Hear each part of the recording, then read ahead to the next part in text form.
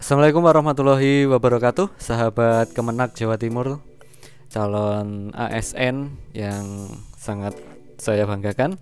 Nah, berhubung masih banyaknya pertanyaan-pertanyaan berkaitan dengan pengisian DRH, kali ini saya akan mencoba untuk memberikan gambaran untuk pengisian DRA itu seperti apa, sehingga bisa menjawab apa yang menjadi kegundahan hati teman-teman semua. Meskipun saya yakin sebagian besar kalian sudah mendapatkan informasi yang valid, tapi kali ini saya ingin menjabarkan lagi tentang DRH. Barangkali ada yang masih terlewat dan belum mendapatkan informasi yang valid. Oke, di sini sebelum kita membahas DRH lebih dalam, perlu kita ketahui bahwa DRH yang sah atau yang diakui oleh Kemenak sekarang, versi sekarang ya, itu adalah yang dari SSCN. Jadi yang sah itu yang dari SSCN. Nah, yang pertama kita harus login dulu untuk mendapatkan formulir DRH tersebut. Loginnya di http://sscnbkn.go.id. Nah, di situ nanti akan muncul tombol warna merah yaitu mengisi DRH. Silakan diisi. Kalau misalnya namanya atau tempat alamatnya belum cocok, nanti bisa diedit di bagian daftar riwayat hidup ya. Jadi nggak usah dibikin pusing dulu. Kita isi sebisanya. Kalau memang tidak bisa diedit, langsung saja diklik simpan aja. Karena nanti yang akan muncul pada daftar riwayat hidup adalah NIK, nomor induk kependudukan, nama dan juga tempat tanggal lahir disertai dengan tanggal lahirnya. Selain itu, data-data seperti alamat rumah, keterangan badan dan sebagainya tidak akan muncul dan nanti kita akan menulisnya sendiri. Nah, setelah diklik simpan, maka kita perlu untuk mencetak DRH biodata dan DRH riwayat. Jadi dua-duanya silahkan di-download atau dicetak. Nah, setelah itu kita nanti akan mendapatkan dua file. Nah, yang pertama kita akan mendapatkan file berupa daftar riwayat hidup yang wujudnya seperti ini. Portrait ya, bukan landscape. Nanti ada yang landscape dan nanti penyusunannya juga harus disesuaikan. Nah, yang pertama di sini nanti akan muncul NIK, nama dan juga tempat tanggal lahir. Nah, di sini ada kolom, silakan diisi ulang. Misalnya namanya siapa? Misalnya Muhadi. Nah, diisi dengan menggunakan huruf kapital semua, Muhadi misalnya. Nah, ini juga diulang, Trenggaleknya juga ditulis ulang. Misalnya ditulis Trenggalek. Oke. Nah, kalau sudah selesai Trenggalek, Nah, kita masuk ke kolom selanjutnya. Nah, ini kolom tanggal lahir. Formatnya harus sama dengan di atasnya. Misalnya kita lahir pada tanggal 1 Januari 1996, maka diisi sesuai dengan atasnya. Ini sudah muncul, agama juga sudah muncul. Nah, status perkawinan ini disesuaikan dengan KTP ya. Nah, kalau KTP-nya tertulis kawin, silahkan ditulis kawin. Nah, Kak, misalnya ada ketidaksesuaian antara data KTP dengan kenyataannya, ya silahkan dikirim yang sesuai update-nya dan juga data yang di KTP segera diperbaharui. Nah, email ini ditulis dengan menggunakan huruf sesuai dengan emailnya. Nah, misalnya Mukidi, huruf kecil semua, ya ditulis Mukidi 08@gmail misalnya, dengan menggunakan huruf kecil semua. Nomor telepon diisi, jangan sampai salah nanti, karena ketika pemberkasan terus ada sesuatu hal yang kurang, maka dari pihak panitia yang akan menghubungi ke nomor yang kalian tulis ya, 08123445 misalnya, dan seterusnya.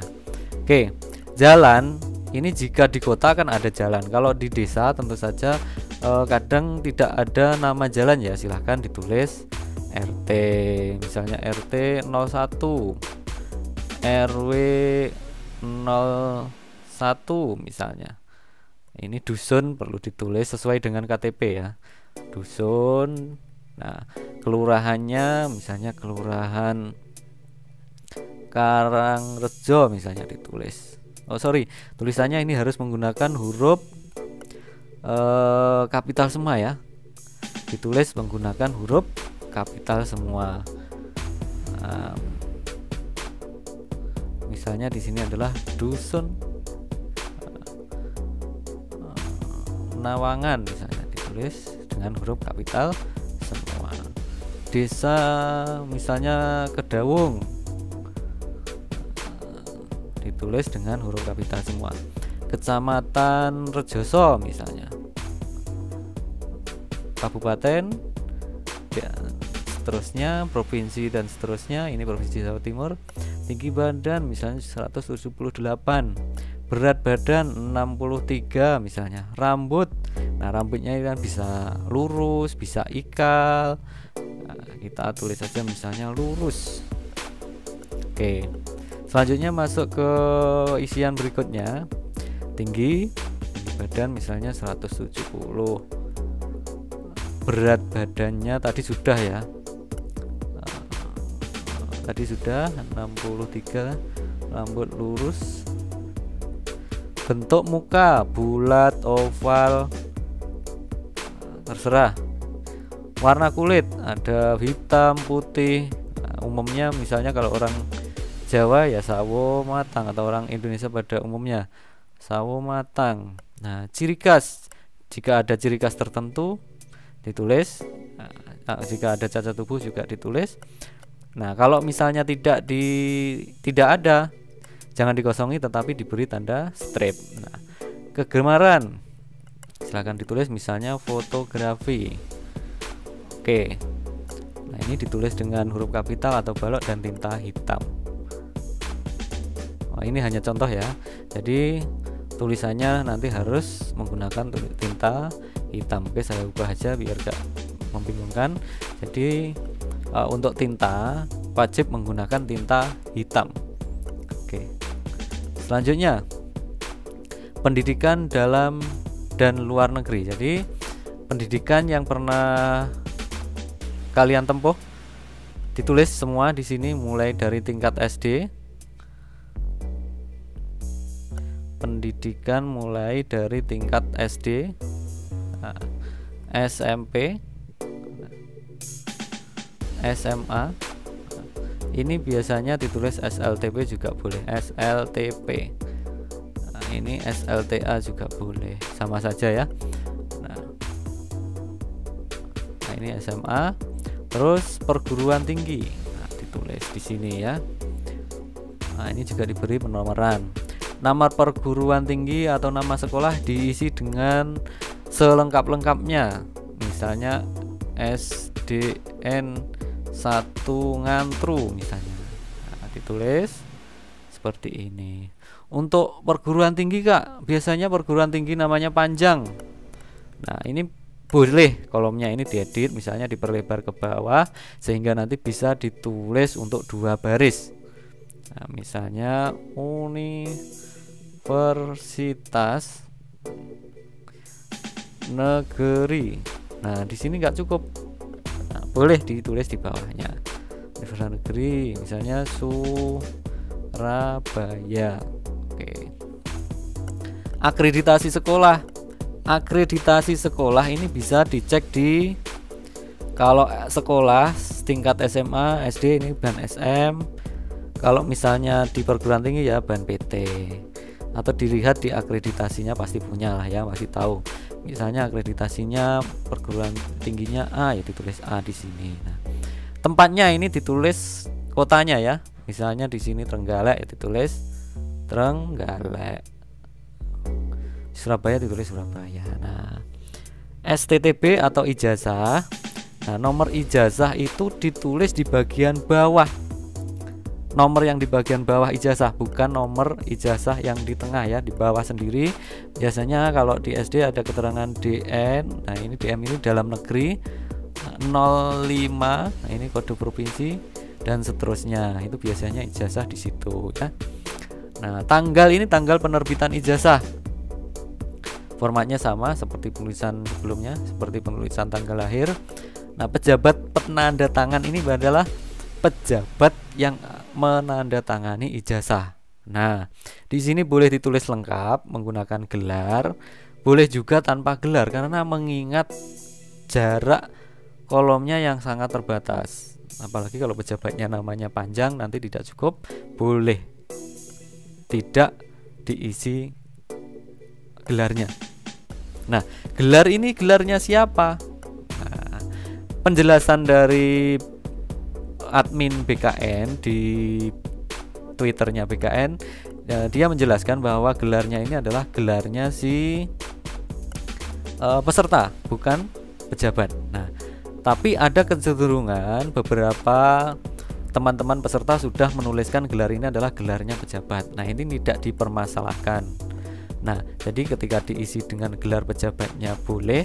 Nah, ketika diisi dengan gelar kita, misalnya pada saat perguruan tinggi saja, misalnya SS, nah, tidak masalah. Jadi ini jangan diambil pusing ya. Bagi yang mempercayai bahwa gelarnya ini gelar pejabat ya silahkan diisi. Bagi yang mempercayai untuk gelarnya ini gelarnya peserta ya silahkan diisi. Di sini intinya saya sudah mengkonfirmasi langsung bahwa di sini tidak ada masalah untuk penulisan gelarnya. Nah, ini kursus-kursus yang pernah diikuti, misalnya pernah ikut kursus komputer, kursus tata busana dan sebagainya. Nah, tanggal mulainya kapan, tanggal selesainya kapan, nomor sertifikatnya ini dicantumkan di sini, tempat kursusnya di mana, nah institusi penyelenggaranya apa. Riwayat pekerjaan ini untuk swasta boleh tidak disertakan. Untuk yang maksudnya untuk yang bukan di formal ya, maksud saya di lembaga non formal itu boleh tidak diisi. Nah, diisi juga boleh untuk bagian formal. Tapi ada kemarin yang mengatakan untuk lebih mempermudah atau mempercepat proses pengajuan NIP, sebaiknya kolom pekerjaan ini tidak usah diisi. Dan nanti ketika ingin menyesuaikan TMT nanti bisa diurus lagi setelah proses pemberkasan ini selesai. Jadi kalau menurut saya ya amannya kalau yang formal ya silahkan ditulis saja. Yang pernah mengajar misalnya di lembaga formal silahkan diisi saja. Oke, langsung ke kolom selanjutnya. Jika pernah mendapatkan gelar jasa, gelar kehormatan, boleh diisi. Nah, misalnya dari presiden, dari bupati dan sebagainya. Jika tidak, ya silahkan ditandai dengan strip ya. Semua di strip jika tidak ada kolom yang diisi. Nah, ini aturannya memang seperti itu. Nah, riwayat istri dimasukkan ini karena begitu sempit, nanti boleh minta atau bikin sendirilah atau minta temannya yang sudah pernah pemberkasan ini bisa diperlebar. Jadi asalkan tidak mengubah susunan atau strukturnya atau menghilangkan salah satu dari keterangan ini boleh. Nah, misalnya kita geser ke sini NIP-nya karena memang tidak berfungsi, kita sempitkan boleh. NIP-nya harus atau wajib diisi. Jika NIP tidak ada silahkan di strip. Nama istrinya siapa?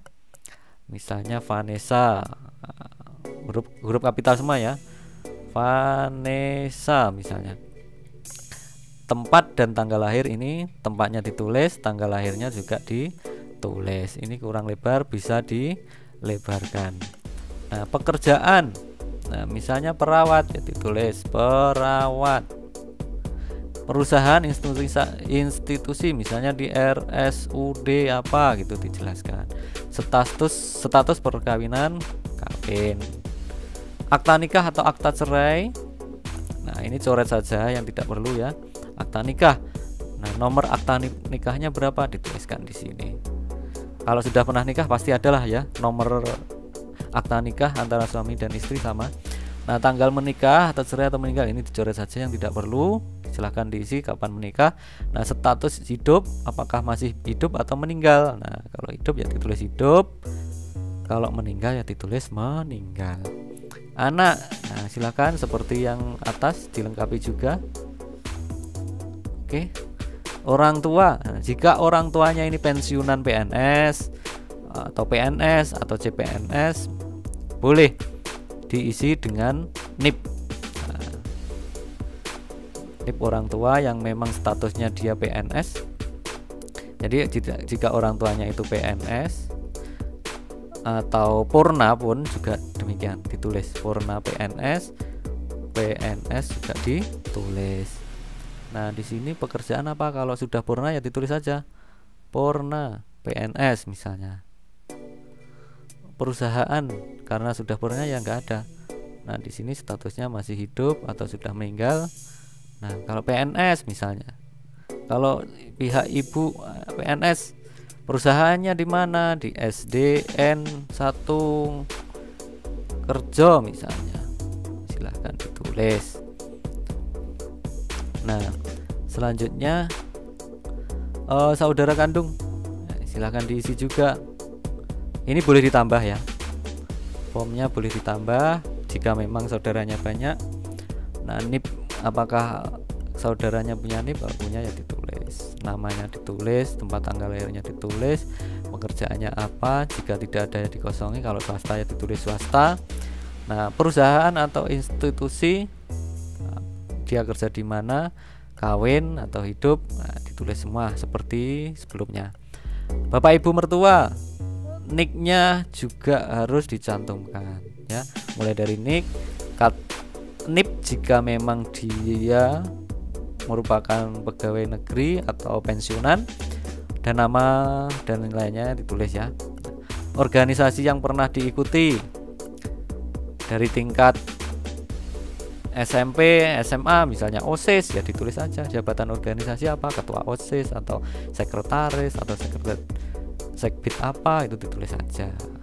Sampai siapa pemimpinnya, pemimpin ketua OSISnya siapa, misalnya ketika kamu menjabat sekretaris OSIS, pemimpinnya siapa. Kalau ketuanya kamu sendiri ya silahkan ditulis pemimpinnya ya kamu sendiri. Oke, lanjut. Nah, di sini keterangan lain-lain, ada nomor, ada tanggal, ada pejabat. Nah, surat keterangan catatan kepolisian, nomor SKCK itu yang di tengah, yang ada yanmasnya itu, nah, itu yang dimasukkan ke situ. Dapat SKCK tanggal berapa? Misalnya tanggal 17 Januari 2019. Pejabat yang menerbitkan siapa? Misalnya Akhiri Budi Waluyo misalnya. Terus surat sehat juga demikian, ditulis nomornya yang di tengah itu, dapatnya tanggal berapa ditulis lengkap. Pejabatnya juga demikian. Surat keterangan nafsa ditulis sama. Terus ini kelihatannya masih kurang satu, yaitu rohani. Tulis saja di sini, ditulis ulang, misalnya surat keterangan sehat rohani misalnya. Tulis saja di sini ya. Penulisannya sama, nomornya, tanggal dapatnya siapa, tanggal dapatnya kapan, terus pejabatnya siapa. Terus di sini jangan lupa tulis kota kita tinggal atau kita membuat surat tersebut. Misalnya saya tinggal di Trenggalek, ya tulis Trenggalek. Misalnya 27 Januari 2019. Nah, misalnya Budi Joyo misalnya. Jangan lupa dibubuhkan materai ya. Dibubuhkan materi 6000 baru ditandatangani. Nah, ini sudah ada keterangannya ya, harus ditulis dengan tangan sendiri menggunakan huruf kapital semua dan tinta hitam. Nah, pada bagian bintang 2 ini diisi hanya jika CPNS, PNS atau pensiunan PNS. Oke, itulah tadi penjelasan untuk DRH, semoga bermanfaat, dan apabila ada yang ingin ditanyakan silahkan tulis di kolom komentar.